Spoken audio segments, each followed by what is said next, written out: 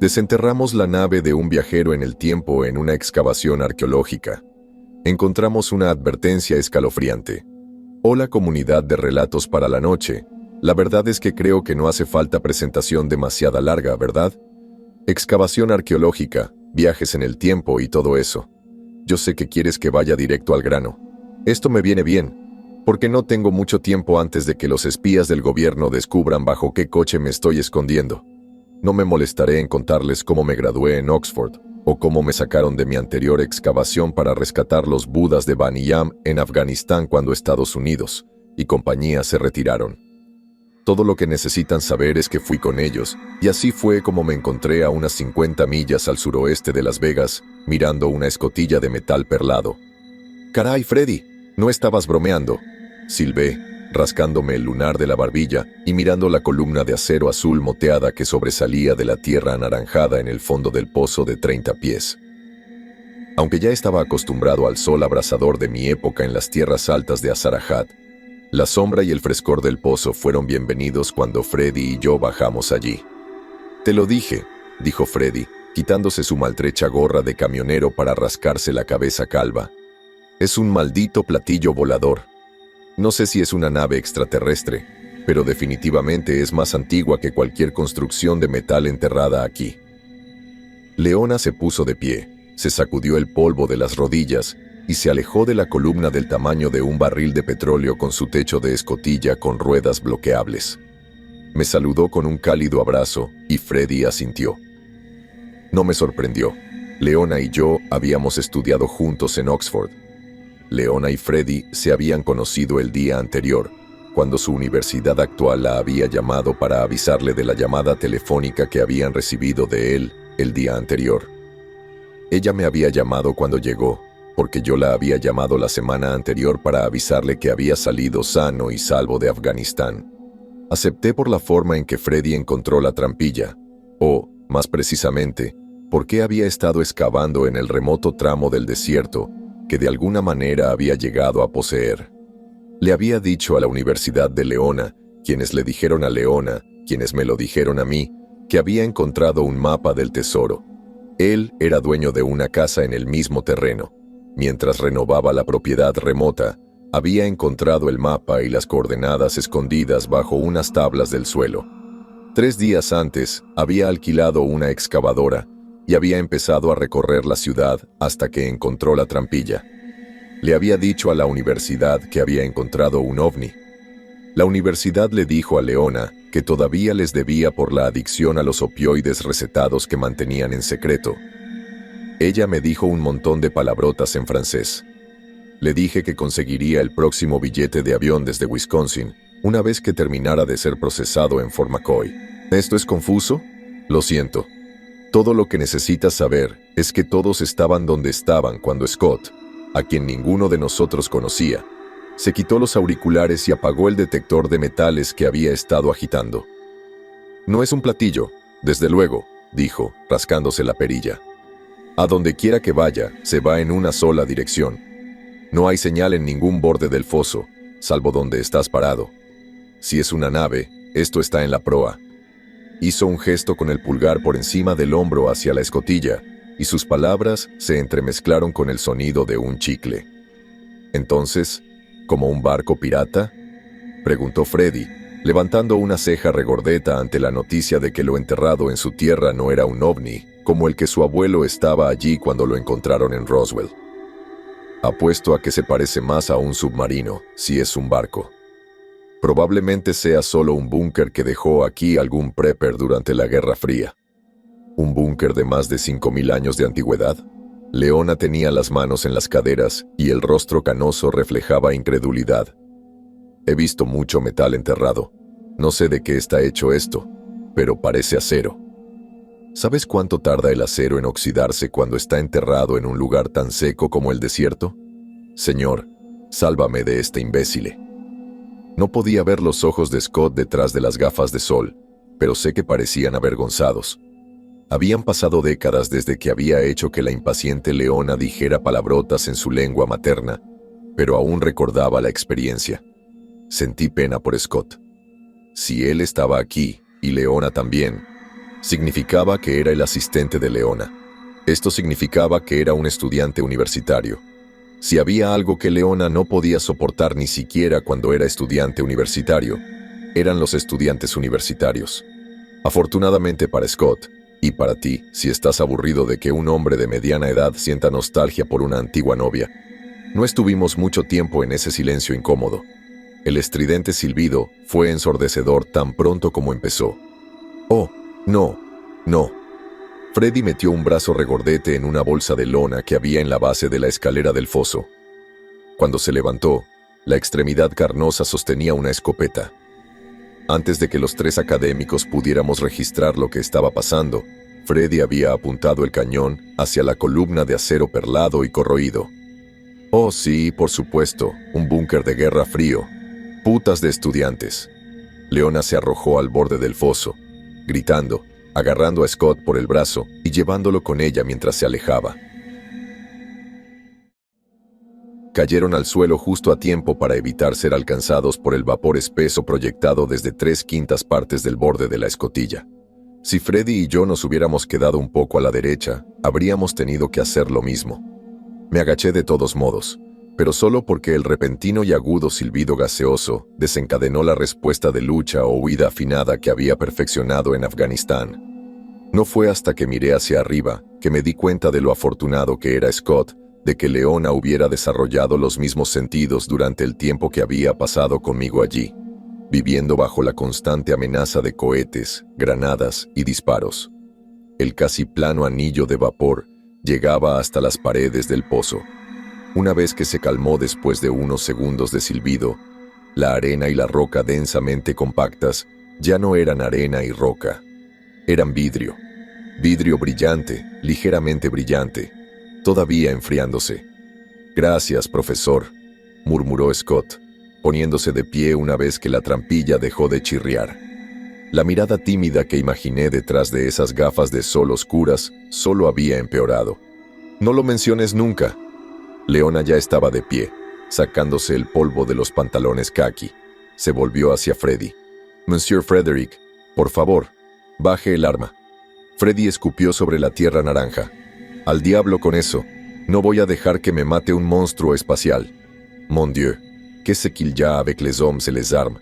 Monsieur Frederick, por favor. Sea lo que estamos tratando aquí, no creo que sea algo falso», piensa. Solo Freddy no se arrojó de nuevo al suelo del foso. Levantó la escopeta y apuntó con la mira a la rueda oxidada que giraba en el centro de la escotilla. Leona, Scott y yo solo pudimos mirar hacia arriba, boquiabiertos, la columna de acero corroída mientras se desenroscaba el seguro de la rueda. Giró durante 30 largos segundos, con engranajes y ruedas dentadas invisibles rechinando por primera vez en, según la evaluación de Leona, milenios. Leona ya no protestaba. Se había quedado sin palabras, ni en francés ni en inglés. Miraba con los ojos muy abiertos la trampilla, igual que los hombres del foso, demasiado sorprendida para hablar. Ni siquiera tenía palabras cuando se oyó un segundo golpe fuerte, seguido de un fuerte crujido. La ardiente profesora de arqueología guardó silencio incluso cuando la oxidada placa circular empezó a abrirse sobre sus gruesas y antiguas bisagras. Sin embargo, no necesitó palabras cuando se abrió por completo con un último y enérgico golpe. Ninguno de nosotros las necesitó. Estábamos demasiado ocupados gritando. Fue entonces cuando me di cuenta de que Freddy no era un hombre que se anduviera con rodeos.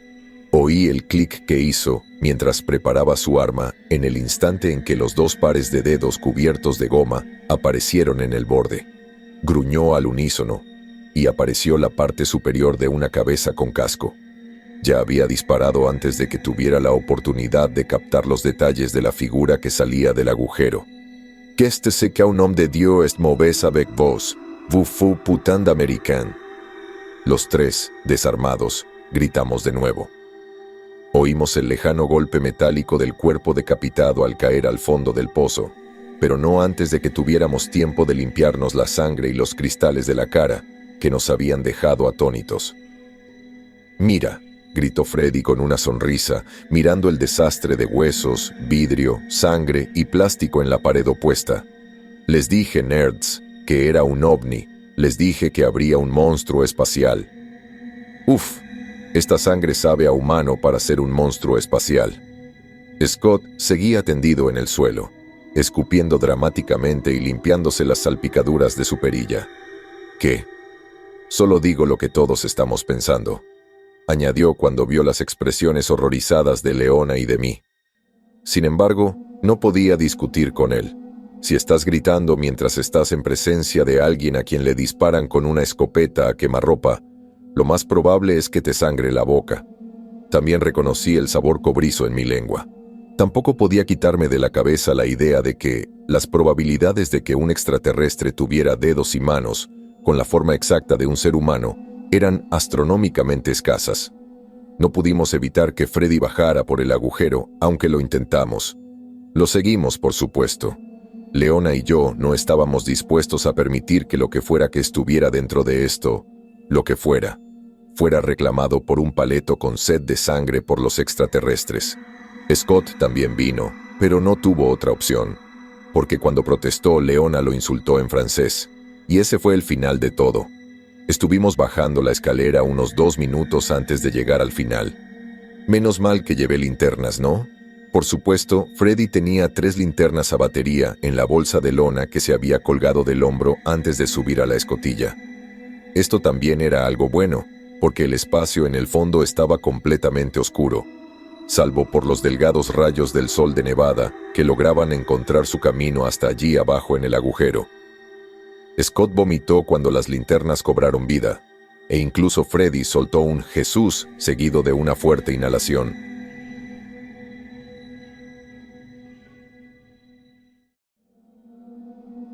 La figura a la que Freddy disparó se había roto varias extremidades al caer por el agujero, unas cuantas más cuando aterrizó en el fondo.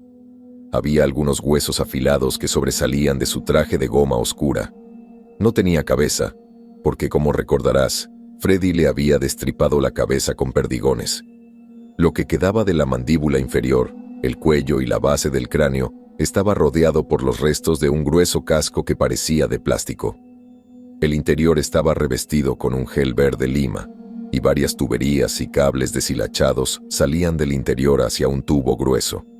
El zócalo donde se habría conectado este tubo se había perdido en la escopeta de Freddy, pero la mochila llena de fluidos con el cable lleno de alambre y tubería colgando de ella me permitió pintar una imagen aproximada. Una que confirmaría en unos momentos una vez que comenzáramos a explorar el resto de la nave. Lo que me impactó de la figura, lo que me hizo gritar y que Leona se llevara un par de manos a la boca, fue la placa con el nombre en el pecho del cadáver femenino, decapitado y angustiosamente humano. Ipset, Dr. Harper Girard. ¿Un nombre que conozcas?, preguntó Freddy, pinchando el cuerpo con su arma. Mía, respondimos Leona y yo al unísono, lanzándonos una mirada incómoda inmediatamente después. Freddy parecía confundido. Bueno, el mío se llama Harper, el de ella se llama Girard, le expliqué. Seguramente la universidad envió algún papeleo. Se encogió de hombros. Puede que lo hayan hecho, pero seré sincero.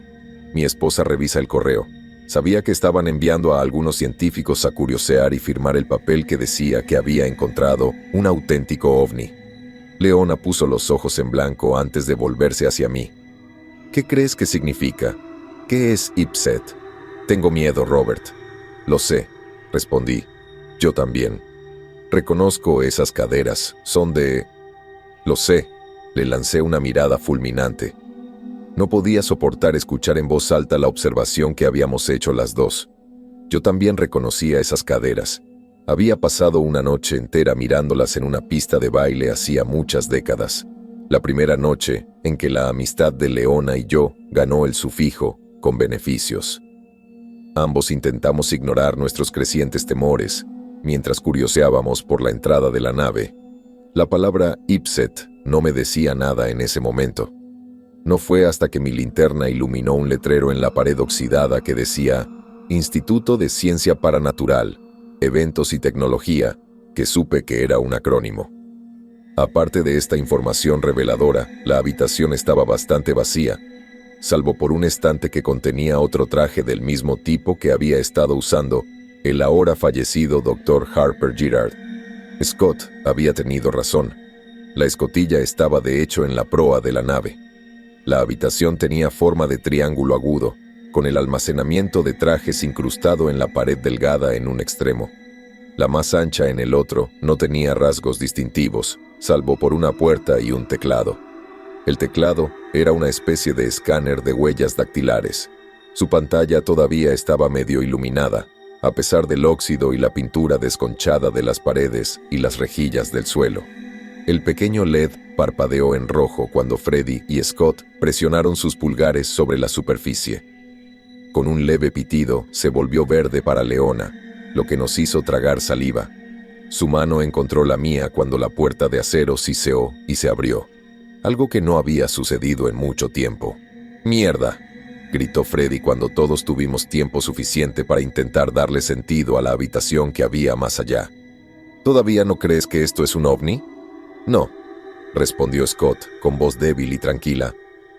No, creo que tienes razón. Esto es un ovni. Leona y yo intercambiamos una mirada de soslayo cuando dimos los primeros pasos en el umbral. ¿Un ovni con carteles en la pared en un inglés sencillo? ¿Extraterrestres con nombres como Doctor? ¿Harper Girard? Cultivás un cerveau, como diría Leona. No dije nada en voz alta porque no tenía una mejor explicación, pero supe de inmediato que lo que habíamos encontrado aquí no era extraterrestre. No fue hasta que llegamos a la última sala en el otro extremo de la nave que la horrible verdad se reveló. La enorme cámara que encontramos antes de esto solo creó más preguntas con las que torturarnos en el ínterin. No hace falta decir que ninguno de mis conocimientos sobre civilizaciones antiguas me resultó de ayuda.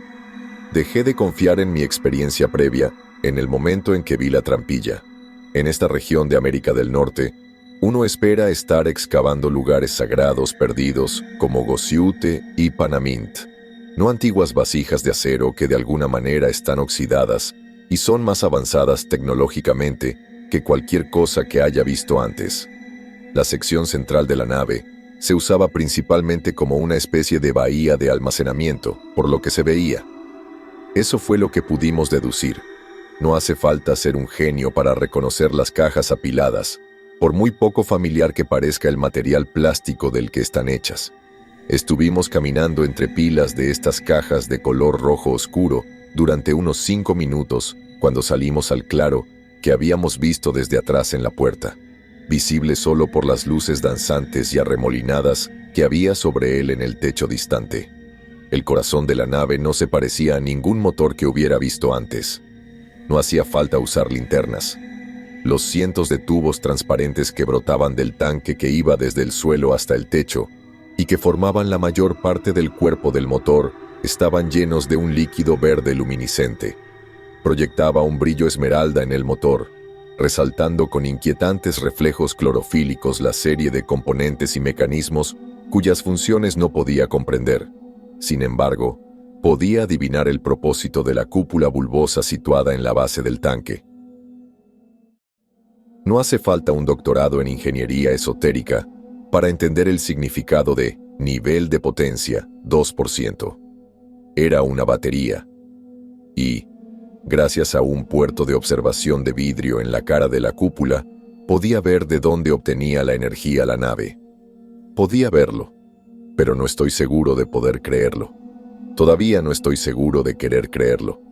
Había un hombre dentro, un hombre que llevaba una máscara azul moteada del mismo metal perlado que la escotilla, aunque sin óxido ni corrosión. Un hombre suspendido en un fluido transparente y burbujeante, conectado al motor por los tubos brillantes que iban desde él hasta los conductos ocultos en el techo de la nave. Un hombre que, como podíamos oír incluso a través del grueso cristal y la máscara de acero azul, estaba gritando. No podría decirte cuántos años tenía. Por eso los 4 empezamos a gritar con él cuando lo vimos. Su edad iba cambiando. Estaba parpadeando, apareciendo y desapareciendo cada pocos segundos mientras lo observábamos, a intervalos completamente aleatorios. Cuando llegamos, su cuerpo era anciano, marchito, arrugado y delgado. Luego parpadeó como si su cuerpo hubiera sido interrumpido por la estática de un viejo televisor. Cuando emergió, era de mediana edad, solo un año más joven que Leona y yo. Después del siguiente parpadeo, era un bebé, luego un veinteañero, luego un niño, luego, en la cúspide de la pubertad. ¡Dios mío! Freddy estaba tan sorprendido que bajó el cañón de su escopeta. Scott estaba en algún lugar entre las sombras, vomitando de nuevo. Sé que los ojos detrás de esas gafas ya no eran tímidos, a menos que Scott sollozara y lloriqueara cuando se sentía avergonzado. Leona apretó mi mano con más fuerza. «Mon Dieu, Robert, tenemos que ayudar a esa pobre alma. Aide-moi a trouver une porte». «No creo que haya una puerta», respondí con la boca seca. «No la toques, no sabemos qué es». La atraje hacia mí, impidiéndole correr hacia el hombre, niño, bebé, que chillaba con tubos dolorosamente injertados en su espalda. Aparte de la máscara de acero azul perlado, eran lo único en el tanque de la batería que no brillaba ni parpadeaba. Solo el pobre hombre, niño, bebé y su miserable y retorcido cuerpo. Desafortunadamente, no estaba lo suficientemente cerca para detener a Freddy. «Hijo de perra, tenemos que sacarlo de ahí», antes de que ninguno de nosotros pudiera detenerlo. Había dejado caer la escopeta y estaba tanteando el borde del visor en busca de una trampilla o un mecanismo para abrirla. Estaba golpeando la pantalla parpadeante de nivel de potencia 2% cuando la alarma empezó a sonar. «Alerta. Personal no clasificado detectado. Misión comprometida. Eliminando activos distemporales restantes. Eliminando personal no clasificado. Alerta. Personal no clasificado». La oscuridad que nos rodeaba estaba ahora atravesada por una luz roja y esmeralda. Un sonido estridente resonaba en los altavoces ocultos, compitiendo con el mensaje de seguridad que se repetía para ver cuál de ellos podía ensordecernos primero. Incluso Scott tuvo que dejar de vomitar para taparse los oídos con los dedos. Sentí que Leona soltaba la mía, aunque no estoy seguro de quién soltó a quién. Desde algún lugar más adelante en la oscuridad, desde las profundidades de la nave que aún no habíamos explorado, podía oír los gritos de un hombre, incluso por encima del estruendo. Debido a lo que les pasó a Freddy y Scott, mis propios gritos pronto se unieron a los suyos. En cuanto el mensaje se repitió 2 veces, decenas de ganchos finos como agujas, colgados de cables de acero que parecían cuerdas, se alzaron del suelo alrededor de ambos. Ambos gritaron cuando los ganchos de púas en miniatura se clavaron en su piel. Mis oídos gritaron cuando tuve que quitarles las manos de encima. Pero si no lo hubiera hecho, no habría podido retener a Leona cuando los cables se retrajeron. Nunca olvidaré la cara de Freddy cuando las docenas de ganchos se clavaron en el suelo. Nunca olvidaré sus gritos cuando las púas se llevaron pedazos de su carne. Lo que más me perseguirá son las lágrimas de Scott. La forma en que pude verlo hablar con la boca para su madre, incluso después de que uno de los microarpones neumáticos le arrancara el labio inferior de la cara, dejando los dientes, las encías y la mandíbula expuestos para su exhibición. La segunda oleada de ganchos siguió a la primera, y con la misma rapidez desolló secciones enteras de Freddy y Scott. Cuando terminó la rápida avalancha de púas y cables, yo estaba sollozando, acorralado en un rincón, mientras Leona intentaba con todas sus fuerzas enterrarse para siempre en mi pecho. El mecanismo de defensa de los barcos funcionó como un banco de pirañas, transformándolos de hombres a una nube de niebla roja y luego a esqueletos relucientes con la mandíbula abierta en unos pocos minutos. Pero los anzuelos no se detuvieron allí. Continuaron disparando y cavando, cortando y triturando huesos, hasta que no quedó nada de los estadounidenses en nuestro grupo. Personal no clasificado eliminado. Activos distemporales restantes eliminados. Misión comprometida. Informe de fracaso presentado.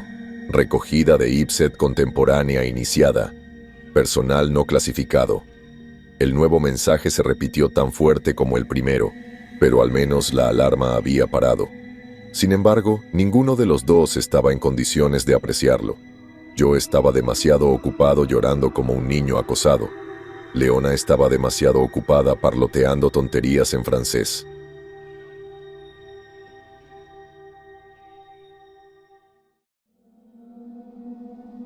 De alguna manera, uno de nosotros logró recomponerse, y luego el otro.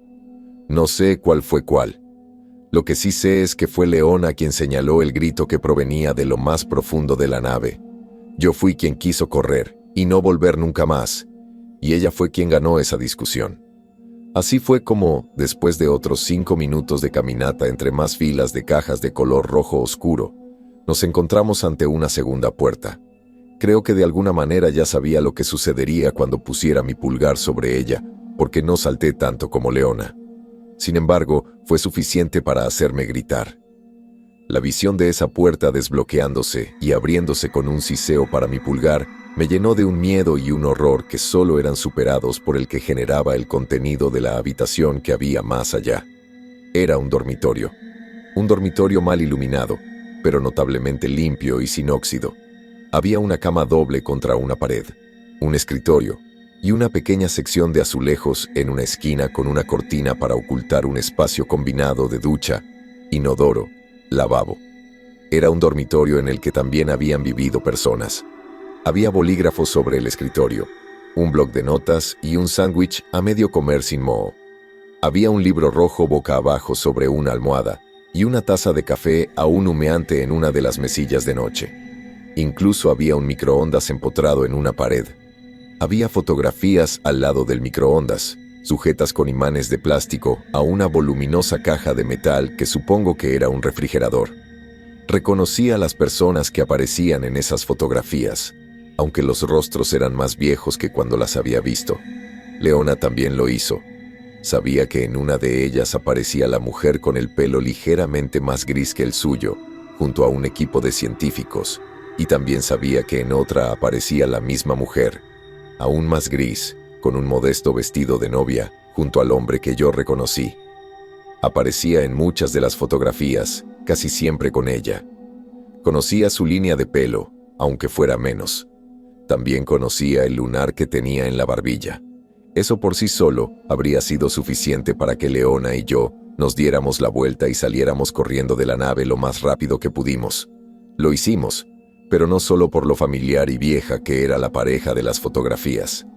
Corrimos porque, en el extremo opuesto de la habitación, había 2 cápsulas de color verde brillante.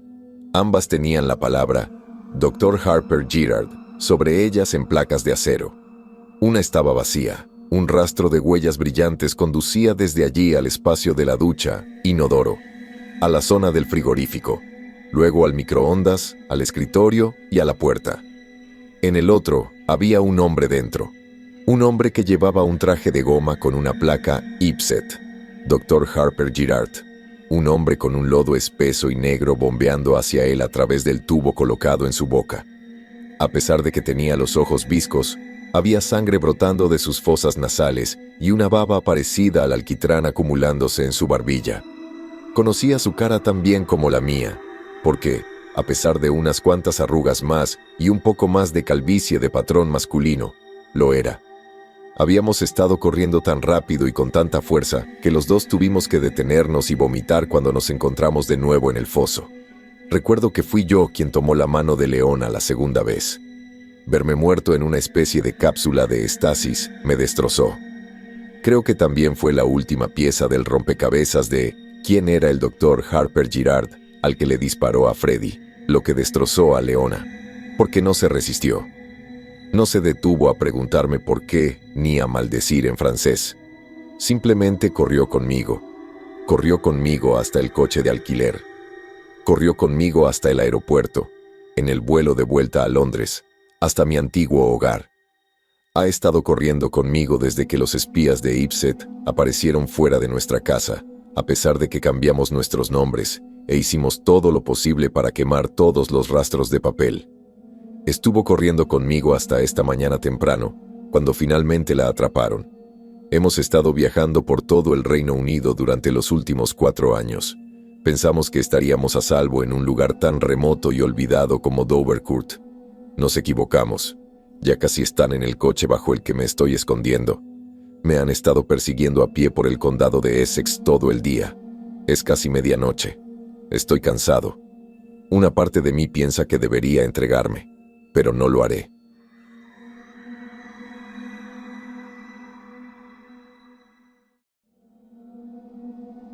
Siguen diciendo que solo quieren hablar, hacer un par de preguntas sobre lo que vimos en Nevada.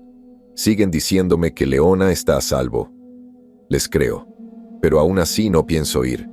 Sé que una vez que lo haga, todo estará bien y, de alguna manera, en unos años, me encontraré aceptando quedarme congelada en esa maldita máquina del tiempo. Alguien, probablemente Leona, me convencerá de que si podemos fijar la fecha del despertar un poco antes, podremos cambiar las cosas esta vez. Por supuesto, habrá alguna razón por la que debamos regresar.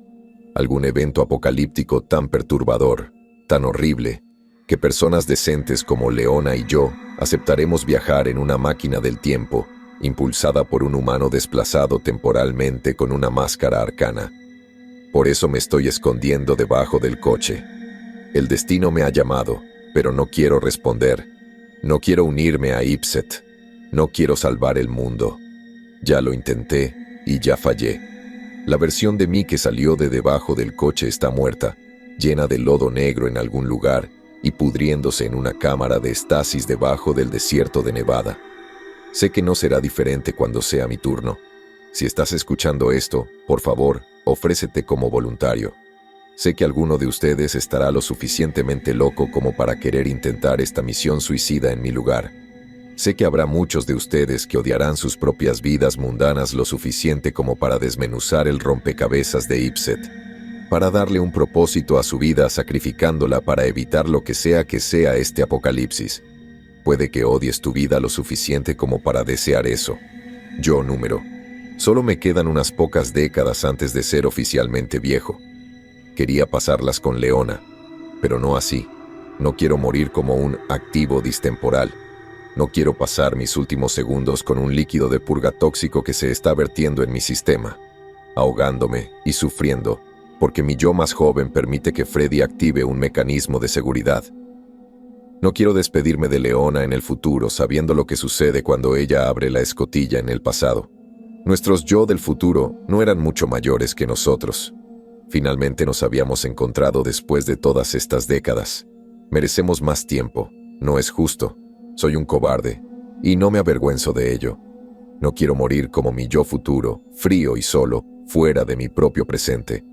Me niego a que ese sea mi destino. No soy un mártir, ni un salvador, ni una especie de crononauta.